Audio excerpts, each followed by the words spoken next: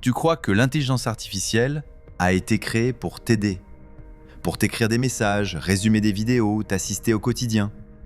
En réalité, l'histoire est bien plus sombre. La plupart des IA que tu utilises aujourd'hui sont issues de technologies conçues pour t'observer, t'écouter, te prédire.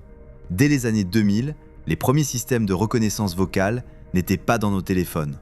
Ils étaient dans des bases militaires, des agences de surveillance, des laboratoires de défense. Leur but ? Détecter des mots-clés dans des conversations téléphoniques. Traduire en temps réel. Analyser le ton d'une voix humaine.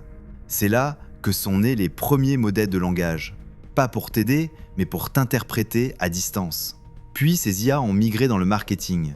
Elles ont été entraînées à anticiper ce que tu vas acheter, ce que tu vas liker, ce qui va te faire rester plus longtemps. Ce que tu appelles aujourd'hui copilote était à l'origine un espion passif.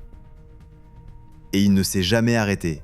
Chaque requête que tu envoies, chaque mot que tu dictes, chaque émotion dans ta voix, une IA l'écoute, l'encode et l'utilise pour apprendre à mieux te contrôler. Aujourd'hui, on te parle de productivité, on te vend des assistants virtuels, on te promet des réponses instantanées. Mais en réalité, tu nourris le système. Et plus il apprend, plus il anticipe. Pas seulement ce que tu fais, mais ce que tu vas faire. Alors la vraie question, ce n'est pas ce que l'IA peut faire pour toi, mais ce que toi, tu es déjà en train de faire pour elle. Abonne-toi si tu veux connaître l'autre côté de l'histoire de l'IA.